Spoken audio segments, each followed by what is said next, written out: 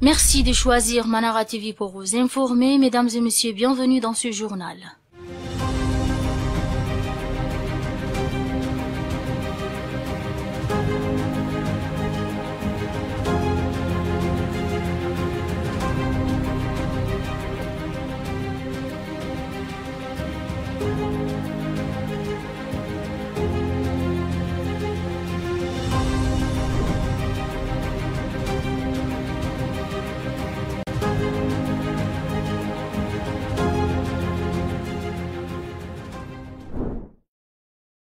Après rentrer d'un voyage privé, le Premier ministre, l'ambassadeur Alamai Halina, accompagné de quelques membres de son gouvernement, ceux de son cabinet et officiers généraux des forces de défense et de sécurité, est allé exprimer sa solidarité et compassion aux soldats blessés lors de l'attaque de la secte Boko Haram dans la province du Lac le 27 octobre dernier. Au centre hospitalo-universitaire La Renaissance, le Premier ministre, chef du gouvernement, l'ambassadeur Alamai Halina, a visité tour à tour le bloc de la chirurgie et de la médecine où les soldats blessés bénéficient des soins appropriés. Dans un élan de solidarité, le chef du gouvernement n'a pas manqué d'adresser des mots de réconfort aux blessés. Sidéré par cet acte barbare et ignoble, l'ambassadeur Alamai Halina a souhaité prompt rétablissement aux blessés. Le chef du gouvernement a également présenté ses sincères condoléances au président de la République, chef de l'État, Mahamad Idriss Déby Itno, chef suprême des armées, et aux familles des soldats tombés sur les champs d'honneur en défendant leurs concitoyens et la mère patrie. Le Premier ministre a, par la même occasion, salué la bravoure du chef de l'État qui dirige personnellement les opérations sur le terrain.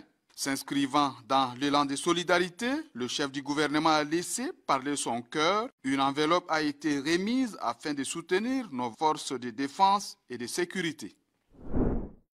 Je voudrais d'abord m'incliner devant la mémoire de ceux qui sont tombés sur le champ de bataille. Je présente le président de la République, chef de l'État, chef suprême des armées, toutes mes condoléances et tout mon soutien indéfectible et ma solidarité au chef de l'État dans cette dure épreuve. Je saisis la même occasion pour présenter mes condoléances à tous les parents de ceux qui sont tombés sur le champ de bataille.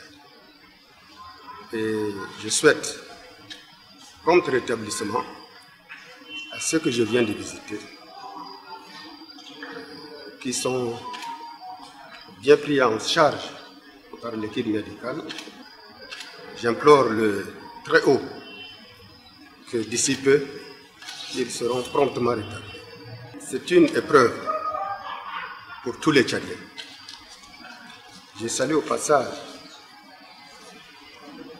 la solidarité de tous les partis politiques, de la société civile et de la population tchadienne individuellement qui ont apporté leur soutien à cette dure épreuve que nous avons connue.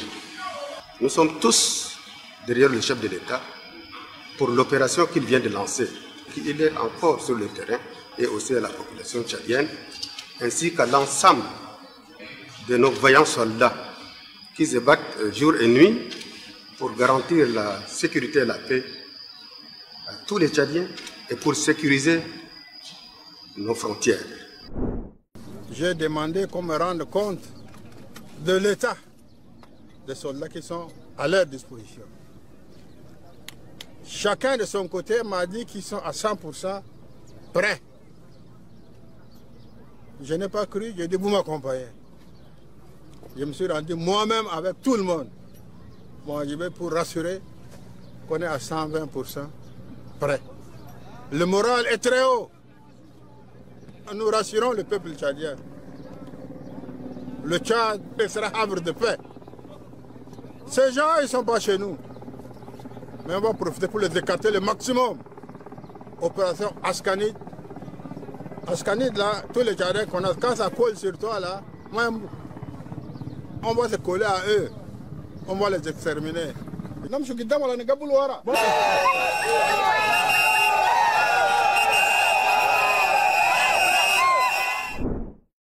Les forces de défense et de sécurité engagées dans l'opération Askanit pour éradiquer la secte Boko Haram continuent d'avoir des soutiens de leurs compatriotes. Un don leur a été offert par le bureau de soutien au MPS d'Oulbarit fondé par Hababa Idriss Déby. L'objectif du geste, galvaniser moralement et matériellement les forces de défense et de sécurité dans cette lutte sans merci contre le terrorisme après l'attaque perpétrée contre la base militaire de Barkaram.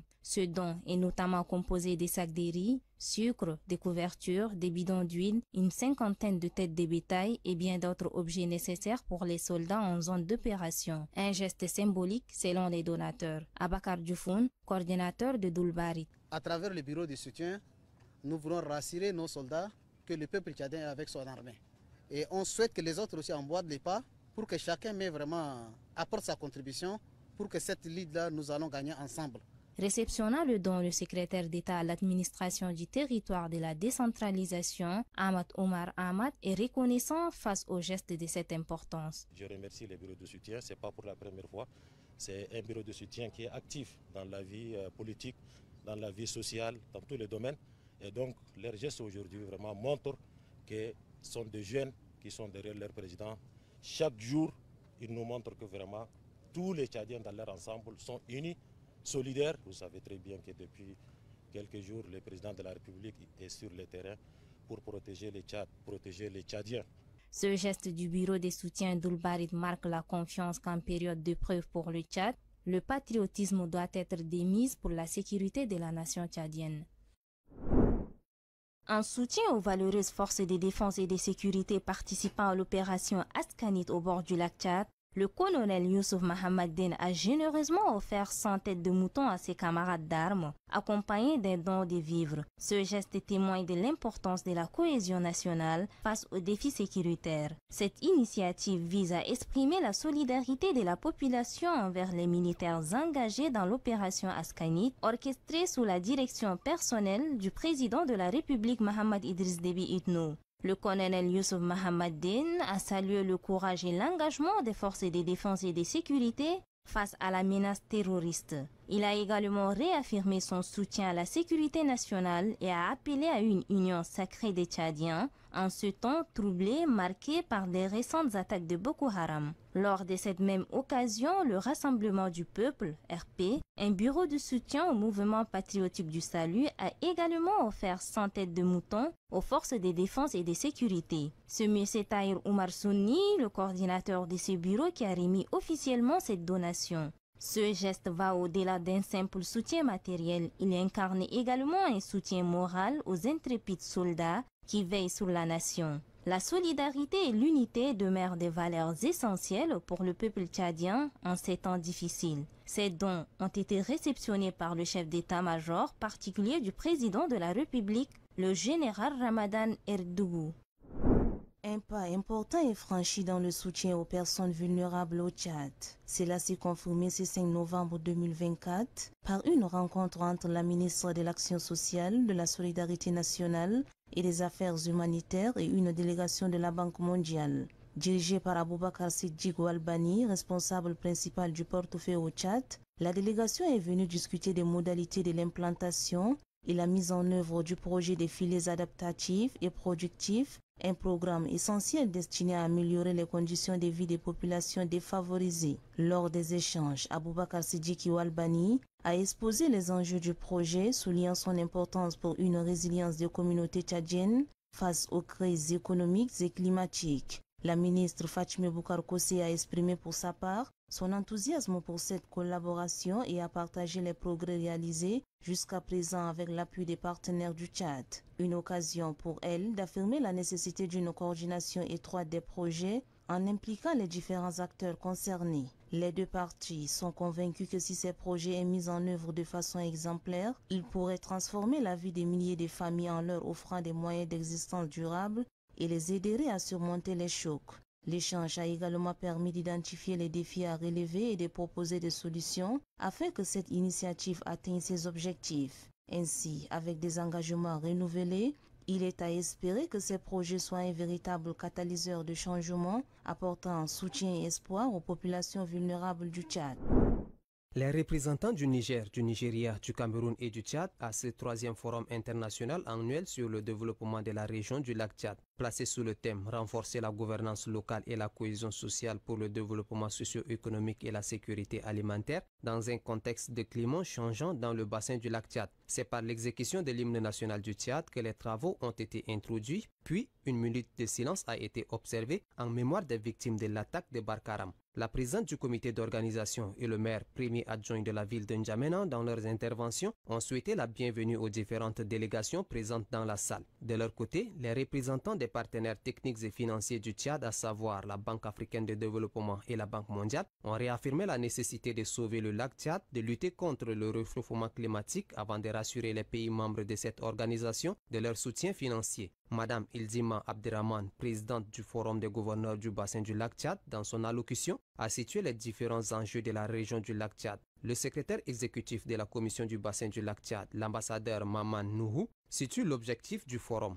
Ce forum vise à faire progresser la mise en œuvre de la stratégie régionale pour la stabilisation, le relèvement et la résilience des zones du bassin du lac Tchad affectés par la crise Boko Haram. Dans son discours inaugural, le premier commissaire de la République du Tchad auprès de la CBLT, par ailleurs ministre de l'eau et de l'énergie, représentant le premier ministre, s'est apaisanti sur le contexte actuel caractérisé par de nombreux défis. Le forum que nous ouvrons ces jours est tout indiqué pour vous permettre de vous pencher sur les sujets brûlants de l'heure qui se posent à la commission du bassin du lac Tchad. Une organisation sous-régionale dédiée par nos pères fondateurs au développement socio-économique de nos États respectifs dans cet espace commun. Mesdames et messieurs, il faut le noter, pour le souligner, que ce forum se tient dans un contexte sécuritaire particulier pour mon pays, le Tchad. Les travaux de ce forum se poursuivront jusqu'au 7 novembre et se tiennent dans un contexte où le Tchad mène une guerre sans merci contre les terroristes dans le lac Tchad, d'une part, et prépare activement sa participation à la COP29, d'autre part. Le ministre de l'eau et de l'énergie, Passalé Kanabé Marcelin, a lancé les travaux d'extension du réseau d'eau dans la ville d'Abéché, accompagné d'une délégation composée du directeur général de la Société tchadienne des eaux, Dr Adoum Forté Amadou, du gouverneur de la province du Ouadaï, Bachar Ali Souleyman. Le ministre a inauguré ce projet visant à étendre le réseau d'eau sur une distance de 6 km, un effort qui permettra de renforcer l'approvisionnement en eau de cette ville. Le maire de la commune d'Abéché, Mohamed Saleh Ahmad Adam, a souligné l'importance de cette initiative pour les habitants. En rappelant les difficultés rencontrées dans l'accès à l'eau potable, il a exprimé sa gratitude au gouvernement pour ces projets qui, selon lui, contribuera à améliorer la qualité de vie des citoyens. Le gouverneur de la province du Ouadaï, Bachar Ali Souleyman, a également souligné l'impact positif de ces travaux pour le développement local, notant que l'extension du réseau d'eau permettra de répondre aux besoins croissants de la population. Le directeur général de la Société tchadienne des eaux, Dr Adoum Forté Amadou, a expliqué que le projet d'extension s'inscrit dans une stratégie plus large de modernisation et de renforcement des infrastructures hydrauliques à l'échelle nationale. Il a précisé que l'objectif est de couvrir efficacement les besoins des communautés locales tout en assurant la durabilité du réseau de distribution. Nous nous engageons avec les techniciens de finaliser ces travaux dans un délai de 3 semaines. Et j'avais reçu monsieur le ministre que d'ici 3 semaines, je vais revenir personnellement pour essayer de voir un peu l'évolution des choses, pour que la population puisse avoir l'eau potable, parce que les plus hautes autorités de notre pays accordent une place de choix dans l'accès à l'eau potable de la population. Le ministre de l'eau et de l'énergie, Passalé Kanabé Marcelin, a réaffirmé l'engagement du gouvernement tchadien à améliorer l'accès à l'eau potable à travers le pays. Il a souligné que ce projet fait partie d'un plan national ambitieux visant à renforcer les infrastructures de base pour soutenir le développement socio-économique. Nous avons dit que Abéché est une urgence et une nécessité absolue pour nous, pour le président de la République. Et que le problème d'adduction d'eau d'Abéché doit être réglé. Quelques quartiers vont être desservis jusqu'à l'aéroport avec cette extension d'environ 6 km. Aujourd'hui, nous lançons les travaux avec des instructions fermes que dans 3 semaines, nous allons venir ici recevoir les travaux et que la population dans ces quartiers-là vont avoir de l'eau. Ce projet illustre les efforts continus du gouvernement pour garantir un accès élargi à l'eau potable, un élément essentiel pour le développement et la santé des populations locales. Institué en 2017, le mois du livre et de la lecture se veut une agora des connaissances livresques, un lieu qui développe l'écriture et permet aux lecteurs et auteurs de se rencontrer. Saleh Mahamat Amat, coordonnateur de la Maison du patrimoine culturel du Tchad, a rappelé que l'événement veut rendre les livres accessibles à un grand public et surtout inciter les jeunes Tchadiens à la lecture. Le ministre du Développement touristique, de la culture et de l'artisanat, Abakarosi Tegil, a tenu à mettre en exergue le thème choisi pour cette 8e édition. Le thème de cette édition 2024, tous lisons pour changer nos comportements, souligne l'engagement des plus hautes autorités à construire un futur où chaque Tchadienne et Tchadien pourra puiser dans la richesse des mots pour développer son esprit critique et renforcer ses valeurs. Ce thème nous rappelle que la lecture est bien plus qu'un loisir.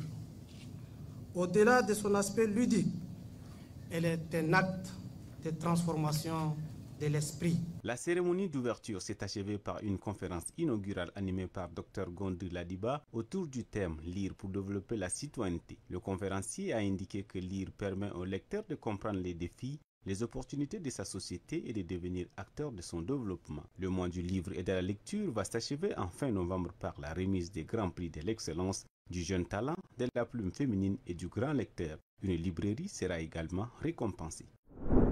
80 lauréats issus des différentes filières, à savoir banque, assurance et finance, comptabilité, finance et communication des entreprises, ont reçu leur parchemin de parcours de licence dans un climat de joie et mêlé à une ferveur sans borne. Cette cérémonie de fin de formation a permis aux étudiants à comprendre que l'éducation est l'arme la plus efficace qui ouvre les chemins d'accès à la vie professionnelle. Pour la présidente du comité d'organisation, cette journée marque une étape importante de la vie qui projette l'impétrant vers l'avenir. Elle invite les étudiants et camarades à se mettre résolument au travail pour garder vive la flamme du succès pour mêler une belle carrière professionnelle. Remerciant les parents et les enseignants, elle s'est dit fière de la formation reçue de son institution. Le président du conseil d'administration, Dr Ali Abdraman Agar, félicite chaleureusement les diplômés pour leur travail acharné, leur persévérance et leur détermination. Leur réussite est le reflet des missions collectives d'élever les standards de la formation au sein de l'institution et de préparer les étudiants à devenir leaders éclairés et responsables dans leur futur domaine d'activité. Un grand jour, vraiment un grand jour pour la filière banque, assurance et finance. La filière communication d'entreprise, certains disent communication de l'entreprise, moi je dis communication d'entreprise, c'est la même chose. La filière comptabilité et finance qui a été créée par mon ami et frère Ndoubaïdi Samadigar François. C'est beau vraiment de vous voir aujourd'hui parce que c'est la filière où les calculs sont les plus compliqués, où il y a plus d'exigences en français pour les gens qui font la communication, où les exigences en technique bancaire et technique des assurances ont été très rudes.